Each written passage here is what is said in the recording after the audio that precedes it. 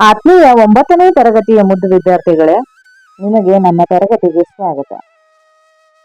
ಈ ಹಿಂದಿನ ತರಗತಿ ಒಳಗ ಬೆಡಗಿನ ತಾಣ ಜಯಪುರ ಅನ್ನುವಂತಹ ಗದ್ಯದ ಪ್ರವೇಶ ಭಾಗವನ್ನ, ಆಶಯವನ್ನ ಮತ್ತು ಲೇಖಕರ ಪರಿಚಯವನ್ನ ನೀವು ತಿಳ್ಕೊಂಡ್ರಿ. ಜಯಪುರ ಅಂತಂದ್ರ ರಾಜಸ್ಥಾನದ ರಾಜಧಾನಿ. ಇದನ್ನ ಪಿಂಕ್ ಸಿಟಿ ಅಂತ ಹೇಳಿ ಕರೀತಾರ. ಈ ಪಿಂಕ್ ಸಿಟಿಗೆ ಶಿವರಾಮ್ ಕಾರಂತರು ಪ್ರವಾಸಕ್ಕೆ ಹೋದಂತಹ ಸಂದರ್ಭದೊಳಗ ಅಲ್ಲಿ ತಮಗಾಗಿರ್ತಕ್ಕಂತಹ ಅನುಭವಗಳನ್ನ ಈ ಗದ್ಯದೊಳಗ ಸವಿಸ್ತರವಾಗಿ ಹೇಳ್ಯಾರ. ಅದನ್ನ ನಾವು ಈಗ ನೋಡೋಣ. ಜಯಪುರ ನನ್ನ ಪಾಲಿಗೆ ಹೊಸತಾಗಿರ್ಲಿಲ್ಲ. 15 ವರ್ಷಗಳ ಹಿಂದೊಮ್ಮೆ ಹೋಗಿದ್ದೆ.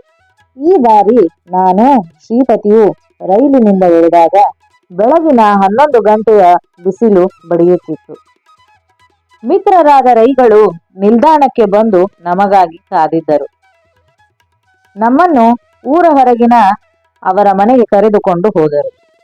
ಹೊರಗಡೆ 4 ಸುತ್ತಲೂ ಉಸುಬು ಹರಡಿದ್ದ ಮರುಭೂಮಿಯಲ್ಲಿ ಅವರ ಮನೆ ಇತ್ತು. ಅಲ್ಲಿ ಮಧ್ಯಾಹ್ನದ ವೇಳೆ ಸ್ನಾನಕ್ಕೆ ನೀರು ಕಾಯಿಸುವ ಅಗತ್ಯವಿಲ್ಲ. ಉಸುಬಿನ ಕಾವಿನಿಂದ ನಲ್ಲಿಯ ನೀರು ಕಾದೇ ಬರುತ್ತಿತ್ತು. ನಾನೇನೋ ಬಿಸಿ ನೀರು ಸ್ನಾನ ಮಾಡುವವ, ಆದರೆ ನನಗೆ ಆದದ್ದು ಶ್ರೀಪತಿಗೆ ಆಗದು. ಶ್ರೀಪತಿ ತಣ್ಣೀರು ಮೀಯುತ್ತಿದ್ದ. ಹೀಗಾಗಿ ಕಾದಿದ್ದ ನೀರನ್ನು ಆರಿಸಿ ತಣ್ಣೀರಿನ ಸ್ನಾನ ಮಾಡಿದ. ಅನಂತರ ಊಟ ಮಾಡಿ 1-2 ತಾಸು ವಿಶ್ರಾಂತಿ ಪಡೆದವು. ನಮ್ಮ ಮೊದಲ ಕಾರ್ಯಕ್ರಮವೆಂದರೆ ಅಂಬೇರಕ್ಕೆ ಹೋಗುವುದು. ಊರ ಹೊರಗಿರುವ ನಮ್ಮ ಮಿತ್ರ ರೈಗಳಿಗೆ ಅಂಬೇರಕ್ಕೂ ಜೈಪುರಕ್ಕೂ ನಡುವೆ ಸಿಟಿ ಬಸ್ ನಡೆಯುತ್ತಿತ್ತೆಂದು ಸಹ ಗೊತ್ತಿರಲಿಲ್ಲ.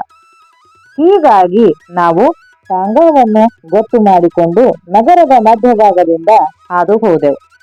ಜೈಪುರಕ್ಕ ಶಿವರಾಮ್ ಕಾರಂತರು ಹೋದಾಗ ಅವ್ರಿಗೆ ಏನೇನು ಅನುಭವ ಆತು ಅನ್ನೋದನ್ನ ನೋಡೋಣ ಬರ್ರಿ. ಜೈಪುರ ಅವ್ರ ಪಾಲಿಗೆ ಹೊಸಾದೇನು ಆಗಿರ್ಲಿಲ್ಲ. ಯಾಕಂತಂದ್ರ ಮೊದ್ಲೊಂದಿಷ್ಟು ಸಲ ಅವರು ಹೋಗಿ ಬಂದಿದ್ರು. ಮೊದ್ಲು ಅಂದ್ರ 15 ವರ್ಷಗಳ ಹಿಂದ ಅವರು ಹೋಗಿದ್ರಂತ. ಈ ಸಲ ಅವರು ಶ್ರೀಪತಿಯನ್ನ ರೈಲಿನೊಳಗ ಕರ್ಕೊಂಡು ಹೋದ್ರು. ಇನ್ನೇನು ಜೈಪುರ ಬಂತು, ಆ ರೈಲಿನಿಂದ ಇಳಿಬೇಕಂದಾಗ ಬೆಳಗಿನ ಜಾವ 11 ಗಂಟೆ ಆಗಿತ್ತು. ಬೆಳಿಗ್ಗೆ ಆಗಿದ್ರು ಬಿಸಿಲು ಬಾಳ ಇತ್ತು. ಯಾಕಂದ್ರ ಅದು ಮರುಭೂಮಿ ಪ್ರದೇಶ ಆಗಿತ್ತು. ರೈಲ್ ಇಳಿದ್ ನೋಡ್ತಾರ, ಅಲ್ಲಿ ರೈಗಳು ನಿಂತಿದ್ರು. ಈ ರೈಗಳು ಶಿವರಾಮ್ ಕಾರಂತರ ಸ್ನೇಹಿತರಾಗಿದ್ದರು. ಅವ್ರು ಯಾಕೆ ಬಂದಿರ್ಬೋದು? ಶಿವರಾಮ್ ಕಾರಂತರನ್ನ ಬರ್ಮಾಡ್ಕೊಳ್ಳಕ್ ಬಂದಿದ್ರು. ಶಿವರಾಮ್ ಕಾರಂತರನ್ನ ಮತ್ತ ಶ್ರೀಪತಿ ಅವರನ್ನ ಇಬ್ರನ್ನು ಕರ್ಕೊಂಡು ತಮ್ಮ ಊರು ಹೊರಗಿನ ಮನೆಗೆ ಹೋದ್ರು. ಅವ್ರ ಮನೆ ಹೆಂಗಿತ್ತು ಅಂತಂದ್ರ 4 ಸುತ್ತಲೂ ಉಸುಬು ಹರಡಿತ್ತಂತ. ಅಂದ್ರ ಮರುಭೂಮಿಯಲ್ಲಿ ಅವ್ರ ಮನೆ ಇತ್ತು. ಸುತ್ತಲೂ ಉಸುಗಿತ್ತು. ಸ್ನಾನಕ್ಕಂತರೂ ನೀರ್ ಕಾಸೋ ಅವಶ್ಯಕತೆನೇ ಇಲ್ಲ. ಮಧ್ಯಾಹ್ನನ ಸುಡು ಸುಡು ಸುಡು ನೀರ್ ಬರ್ತಿದ್ವು ಅಂತ. ಇನ್ನು ಬಂದವ್ರಿಗೆ ಸ್ನಾನ ಮಾಡ್ರಿ ಅಂತ ಹೇಳ್ಬೇಕಲ್ಲ, ಸ್ನಾನ ಮಾಡ್ರಿ ಅಂತ ಹೇಳಿದ್ರು. ಅಲ್ಲಿ ಒಂದು ಬಿಸಿಗೆ ಆ ನಳಗೊಳಗುನ ಬಿಸಿ ನೀರು ಬರ್ತಿದ್ವು ಅಂತ. ಶಿವರಾಮ್ ಕಾರಂತರಿಗೆ ಬಿಸಿ ನೀರು ನಡೀತಿತ್ತು, ಹೆಂಗೋ ಸ್ನಾನ ಮಾಡಿದ್ರು. ಆದ್ರ ಶ್ರೀಪತಿ ಅವರು ಯಾವಾಗ್ಲೂ ತಣ್ಣೀರ್ ಸ್ನಾನ ಮಾಡ್ತಿದ್ರು, ಬಿಸಿ ನೀರು ಅವ್ರಿಗೆ ಆಗಿ ಬರ್ತಿರ್ಲಿಲ್ಲ. ಅದಕ್ಕೆ ಅವ್ರು ಏನ್ ಮಾಡಿದ್ರು, ಆ ಬಿಸಿ ನೀರನ್ನ ಆರಿಸಿ ತಣ್ಣಗಾದ ಮೇಲೆ ಸ್ನಾನ ಮಾಡಿದ್ರು. ನಂತರದೊಳಗ ಎಲ್ಲರೂ ಸೇರಿ ಊಟ ಮಾಡಿ ಹರಟೆ ಹೊಡಕತ್ರು. 1-2 ತಾಸು ವಿಶ್ರಾಂತಿ ಪಡೆದ್ರು.